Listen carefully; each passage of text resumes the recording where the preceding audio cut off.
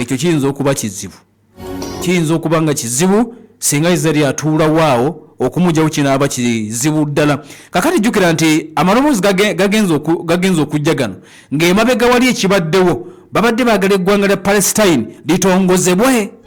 Yes, babadde baagala eggwanga lya Palestine ligende maaso n'okuba nti litongozebwa lifuuke eggwanga. Ebitundu bya Palestine byonna omuli Yeruzalemi, omuli ebitundu ebya West Bank, omuli ebitundu bya Lamala, omuli ebitundu ebya Gaza, byonna bigende maaso n'okuleka nti boolyawo bitongozebwa lifuuke eggwanga. Bwe lifuuka eggwanga kitegeeza nti bajja kubeera n'eggye, bajja kubeera ne poliisi ne UN eyinza obbayambako okweddaabulula mu prosesi y'okufuuka eggwanga. Jjukira nti Bufalansa lyabadde eggwanga evvannyuma eddene okuvayo okola kino, okuvayo gamba nti eggwanga lino litongozebwe.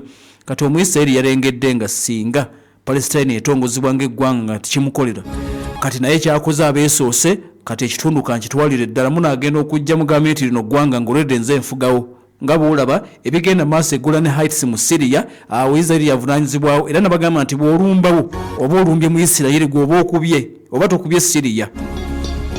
Ekitundu ky'eggula ne Heights kyewamba ku Syria bw'ogenda n'olumbawo oba tokubye Syria oba olumbye ye. Kati bwe bukyenkya Isirayiri n'agamba nti wano tututtewo, yenna anajja okulumbawo aba alumbye Isirayiri. Naye bagambye nti tetugenda kufugawo, ffe tugenda kufuna omuntu atufugirawo, just ffe twaga kuteekawo security perimeter ng'ekitundu kino tekikyalina buzibu bwe kireeta eri eggwanga lya Isirayiri. Nga ebigenda maaso n'okuba nti bitambula bwe naataddeko Pale FM. Naye nga Isirayiri yeeyo tulinze ku Sunday kabineti yonna eya gavumenti egenda kubeetuula, ekyo kikonebwemu sitampu, Omuyisirayiri atandike ekitundu akyeddize ebyaddala.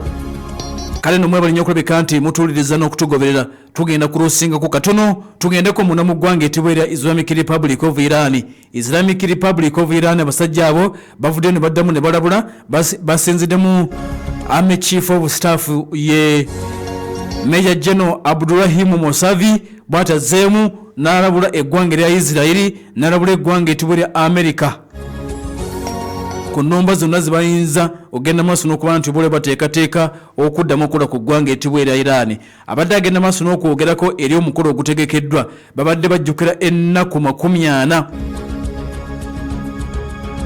Iran bajjukidde ennaku 40. Kasookedde nga basajja baabwe abawerako bagenda maaso n'okuba nti battibwa amagye g'eggwanga ettibwa erya Isirayiri mu nnumba ze bagenda maaso n'okuba nti bakola. Babajjukidde bajenero abawerako abattibwa amagye ga Isirayiri mu nnaku 12. Major General Musavi ategeezezza nti Iran cannot be defeated. Any invasion would be met with unified resistance from the Iranian people. Agenti osobola okujja n'okola kyokoze, osobola okujja n'otabose, ne Iran tosobola giwangula. Agambye nti the hand of Iran is strong. Tusobola okuteesa ate tulina ne defense. Bw'atyo bw'ategeezezza. Kati azzeemu n'alabula nga bajjukira basajja baabwe abaafa, n'agamba nti okufa baafa, naye era nti yali defeated. Era Iran y'amaanyi nga bwe baagisanga, tusigalawo, omulala afa omulala n'asigalawo, yefe Abayiraani. Bwetyo bwe tuli tetugenda kukkiriza kujoogebwa ebbanga lyonna. N'alabula Amerika n'eminywanyi gyayo. Kakati munda mu ggwanga era eyitibwa erya Iran, Abayiraani baabano balina munnasayansi yennyini owaabwe bamusse.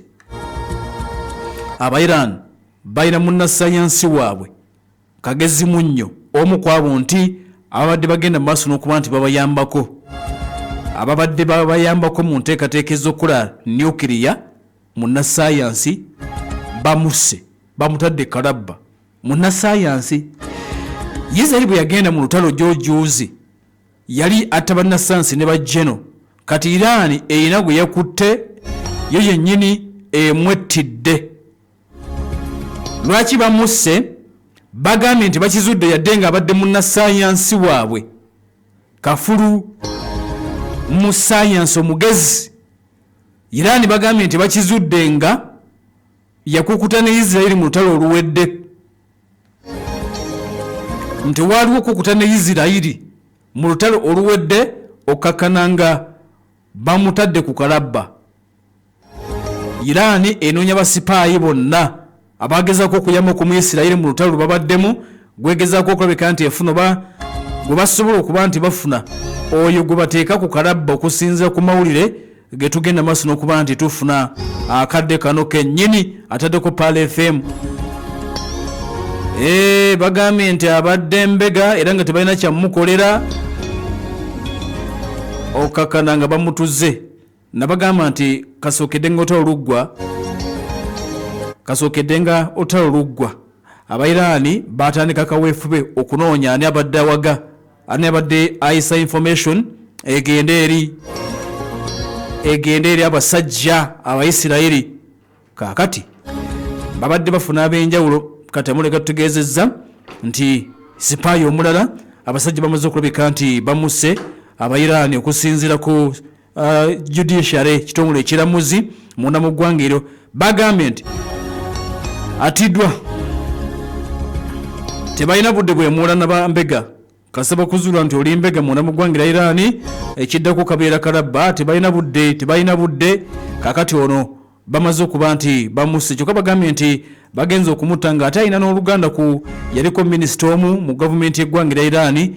Ne bagamba nti abadde abega ye n'abalala 20 be bagenda maaso n'okuleka nti boolyawo bakwatibwa. So far 10 bamaze okuleka nti battibwa. 10 bamaze okulabika nti battibwa munda mu ggwanga erya Iran. Bagambye nti gavumenti ebalanga kuyambako Isirayiri mu lutalo olunaku 12 omwali n'okutta bajenero ab'eggwanga erya Iran. Bagambye nti ennaku 40 ezimaze okuba nti ziyitawo era Iran bajjukidde ennaku ezo 40. Tebajjukidde lutalo wabula babadde bagenda maaso n'okujjukira bajenero kusaba nasansa battibwa. Kakati aduumira amagye g'eggwanga erya Iran obeeta Abdurahim Musavi kwe kuvayo naddamu n'alabula eggwanga ettibwa erya Amerika ne banywanyi nti singa baddamu ne bakola ensobi Iran mwetegefu nnyo okusigala ng'alwana akadde kano kennyini ng'ebitambula. Ddwaniro ggwanga lya Islamic Republic of Iran. Omuyise naye omutegedde ebya Russia onaabitegeera mu maaso awo. The inside story. Ensonga